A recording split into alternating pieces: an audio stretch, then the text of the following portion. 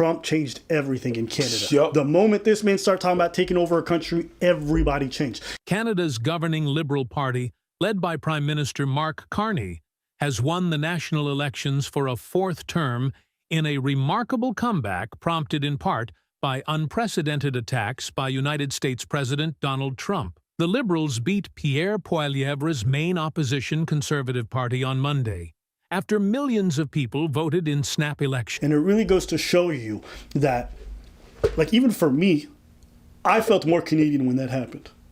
I think 100%. Even in Quebec, there was a bunch of people be like, yeah, we don't like these Canadians, but we Canadian too. Yeah, all the people that wanted to separate from Canada. Yeah. Because there's a big thing about, separating from the rest of Canada in this province. And all of them were like, yo. And yesterday I was at the game. Talk to me. I was at the game. Yeah. So the game, Canadians versus Washington Capitals. Washington. Oh yeah. Washington. Yeah. I mean, yeah. How loud did you think that Canadian anthem was being sang by? Every time the Canadians sang "Freedom," that's like Braveheart. That's the first time you got Quebecers singing the Canadian anthem in French and English. Yeah. No, it's definitely been a big change. Pierre Poilievre ran an incompetent campaign. Because I can assure you, if he presented a healthy alternative, one that could combat a lot of the claims made by Trump about the 51st state stuff, you would have had way more votes. But you just didn't come across that way, and as a result, the party loses. And I think the Conservatives are going to have to change the way they approach stuff. Because I think the odds of them winning in the future election are very strong if they put a candidate forward that's electable. And I just don't think Pierre Poilievre is that person. And again, I'm not somebody who voted Liberal in the last two elections. He was until like a real threat happened. You know what I mean? The Conservatives lost for the same reason that the Liberals in the States lost. You didn't run your shit properly.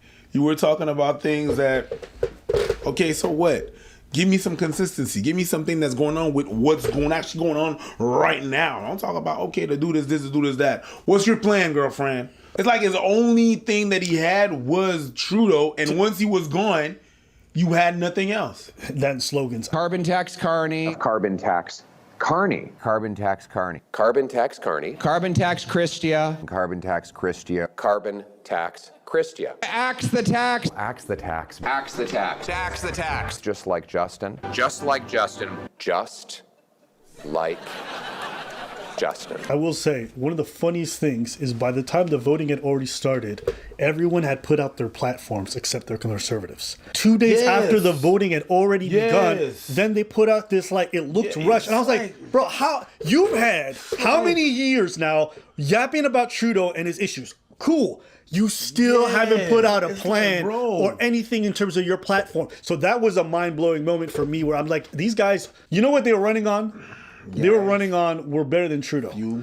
If all you're doing is saying, I'm not as bad as this guy, and then that guy's no longer there, then what does it matter? So I think this is an election that they lost, not that the Liberals won. Because when you see the point swing of how things shifted so drastically. No, I didn't. They started December 30th, 2024. Yeah. That is, 4 months ago? Yeah. Okay. They're at 16 points of the total vote share. By the time Trump was making these comments and January 27th already hit, Liberals shot up. I think Justin Trudeau was still prime minister at this time. Yep. Conservatives dropping. Then, by February, just 1 month later, the lead has narrowed to 37% to 40%. They doubled. And then Mark Carney comes into place, and then they jump up to 46%, and then Conservatives drop to 38%. And here's the problem for Conservatives. They need to be well in the lead for them to ever be able to be elected, especially as a majority. Why? Because a lot of the ridings are traditionally in Ontario and Quebec, and that's where the majority of the population exists. So that vote share is always going to be way more important. So you have to have a majority of the overall vote share to ever be elected as a Conservative as of now and the way things are currently set up. So you just see the way things have shifted, and you're looking at the Conservatives like, are you guys just you guys not realizing what's happening right now? So I remember looking for their responses to everything. So just on how you dealt with this election, I can't see you dealing with a country. Yeah. That's you oversaw all those things. You didn't see this come. Yep. And you want to run a country? Nah, I'm sorry. B. Yeah, it's going to be also interesting to see I'm the sorry, shift B. because I think two parties are about to change drastically now. The Conservatives are going to have to change, and the NDP is going to have to change. And Yep. I think our democracy is always going to be substantially better when our alternatives are healthier and present real opportunities for change. Right now, Jugmeat said he's just happy to stop Pollievre from winning, and then Paul Pollievre is just happy with beating Trudeau, who's like, motherfucker, he not even here no more. Not So. even here. These parties are definitely going to have to change the way that they present themselves. And I think they have a real opportunity. Yeah, I'll say, I think it wasn't the trade war. I know for some people it's the economic impact of the trade war. But I think most of it was just Trump constantly talking about wanting to take over Canada in the 51st state. That is one thing that all across Canada, I saw everybody shift in the way that they discuss things. And I think it just... Definitely the sense of patriotism definitely rose through the roof when this guy was talking about making us part of their country. It was like, none of us want that, right? So that was a shift. And then you had Trudeau for the first time in the 10 years that I've ever seen him, and I've hated him from day one. Yeah. I never liked Trudeau, never voted for him. That was the first time that I think as a leader, pretty much every Canadian, conservative or liberal, like... He acted like a... We're looking at him like, okay, he was definitely responding well to everything going on. At that time, though... Too little, too late, but... Yeah. Congrats. Yeah. At that time, though, he was already slated to leave the prime minister's office, and then Mark Carney was going to be taking over the Liberal. They were voting him in. So Mark Carney comes along, and then he has a strong response.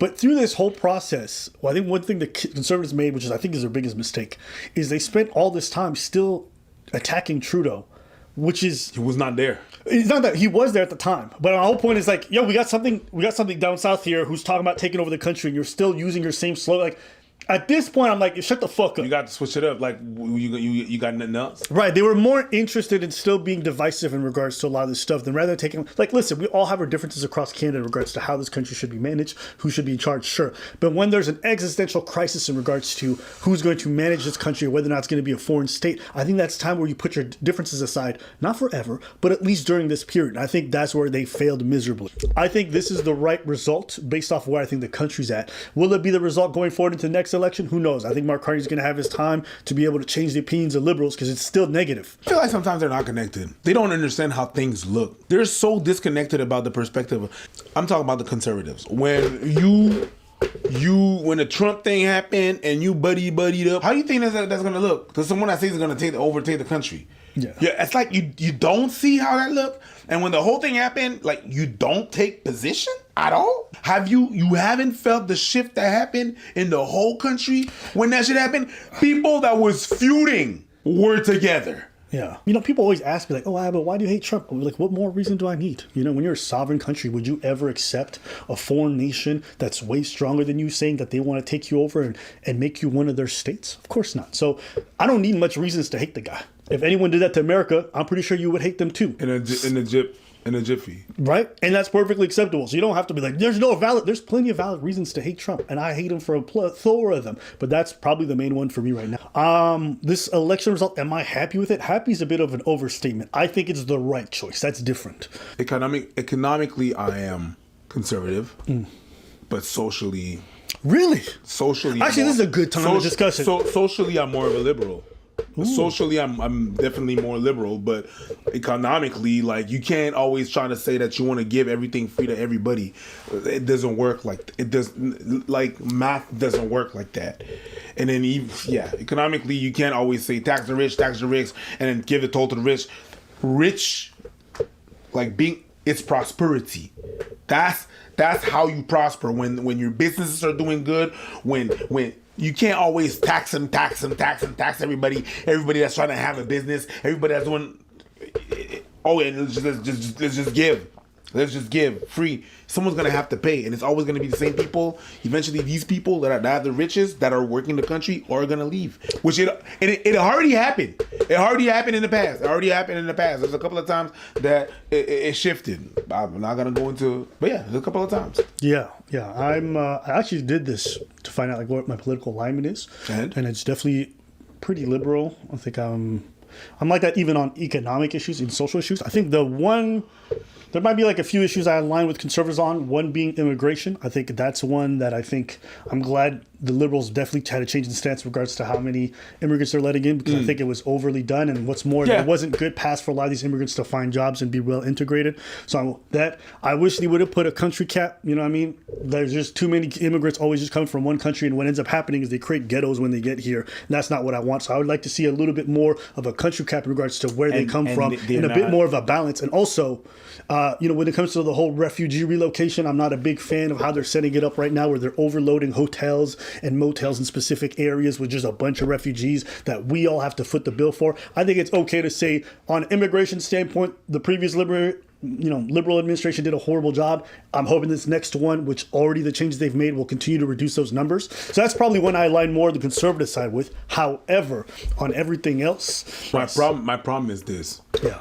Is we would be taxed less if it was managed better. If you're gonna tax me, if I could see where my money's going, I'm like, you know what? I see where it's going. It's fine. But if you're taxing me, you keep on taxing me, and then they're supposed to go in every services, and I look at the services and they say that healthcare is free here. It's not free. That's not true. That is not true. It's not free. Yeah, but you're speaking about inefficiencies, but I also think you're being hyperbolic. Yes, in some situations, has there been cases? Well, look, but there's also many other cases where it is free, where you get your treatment on time and you're good. Sure, I think it's a balance. I'm not mad at that. Right. But what I'm saying really is the efficiency and the way it's dealt right now, and the way we're spending money left, right, and it's federal level, it's at the state, at the provincial level. These motherfuckers have to do something different. So you know what this makes me think of? This makes me think of that quote from Winston Churchill, which is, "Democracy is the worst form of government except for all the others." Which, when I heard this, it really rung true with me. There's absolute inefficiency in your system. Yeah. You would always want them to be more efficient with a lot of different things. But then you look at, for example, go look to the US when they tried to do their whole efficiency thing and they hired Doge to run around slash things. Now a bunch of their services are being cut and people realize like, oh wait, these services are actually super important. Even in the way that they did that, it was not efficient. But you get my point. Yeah, you know what people realize is like, yes, it's inefficient. Yes, you could always want for more. But the reality is it's actually quite different because they realize that the way the governments, are not businesses. No, they're not. They're not businesses. They're not meant to be hyper efficient. That's not the way you should look at things. When we run a business, you think like that. Why? Because you're looking at every profit margin. Like that. Think about governmental research. People complain, oh, we spend so much money. But it's one of the most important investments we have. Because think about cancer treatment. Unless it's profitable, private companies have no interest in doing that, right? Why? Because these are long drawn things that even if they help will just make us lose money in the long run. Why? Because then we can't overcharge for a lot of these cancer treatments that keep you in service. So governments, we invest in a lot of inefficient things. Why? So that they can take care of problems which are meant to be long term. All I'm trying to say is I agree with you. There's certain levels of efficiency that I wish they would reach at least some of the bare minimum.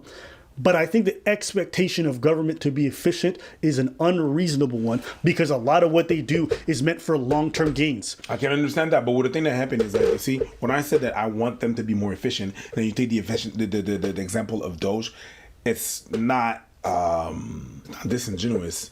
Basically, you cannot take Doge as an example because what Doge they did is like, yo, your computer is slow.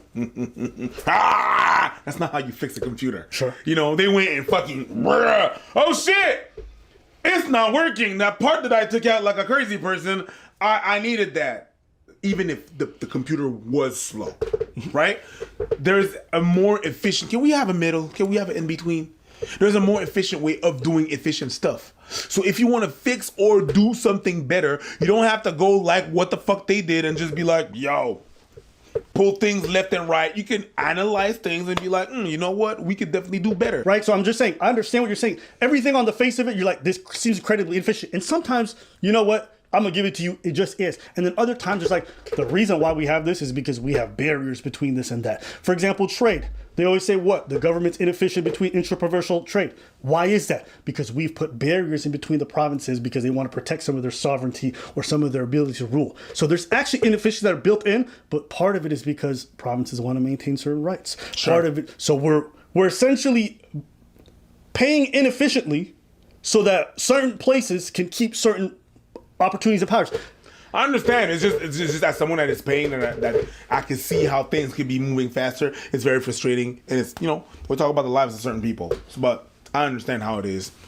Sometimes the lives of people, man, who cares? It's really much more. It's bigger than that. And sometimes we are numbers, and we just social secreted numbers. It is what it is. Like we're collaterals.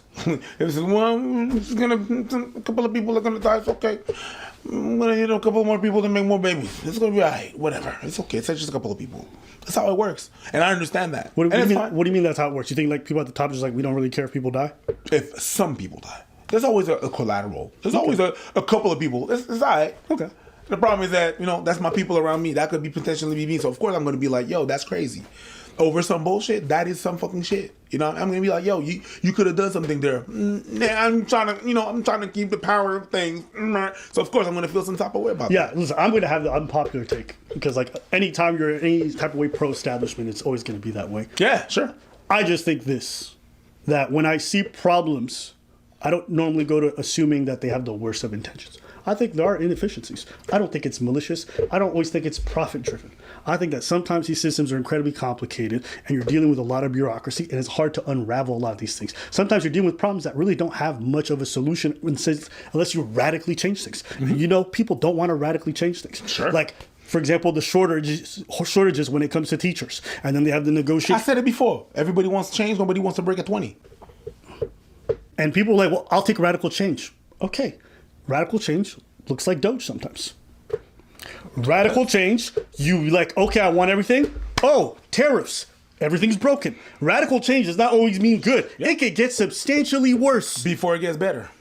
Before it gets worse. Before it gets worse. If it could get worse before it gets worse. It could get substantially worse. So it's one of them things, and like, it's tough because you're like, Alba, are you arguing for the status quo? It's not what I'm arguing for. I'm just saying, if there's going to be a platform for change that we're going to ask, and some of these systems need drastic overhaul, I need to see a real plan that's actually feasible. I don't want to be sold on dreams. I don't want you to break the whole system because I'm unhappy with it. I want you to actually show me, like, an 12-year process where we can actually have this change, where it's going to have to span multiple administrations, because I already know in 4 years you are never fixing this issue. You're not. Right? And so the problem is people want this change, but they also want it now. And I also don't think that people are willing to sit through that long, whatever cost it may be, because then they're like, well, so you have to convince people that you can make the change, that this is what the change is going to look like, and that's what actually one of the things I liked about the liberals. They didn't say, like, listen, the debt's going to go up. I'm not even going to lie to you. We will not have any opportunity to balance this budget anytime soon. At least.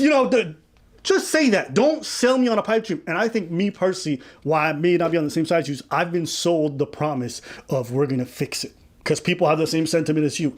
And what I ended up finding is it just broke it more. But that's what Trudeau did the first time. That's what he did. And I didn't vote for him. We're gonna fix it. I'm gonna fix it. Yeah. Everybody's gonna have clean drinking water. Yeah. Listen, we're gonna see how things are gonna go going forward, but yeah. Please don't touch my guns.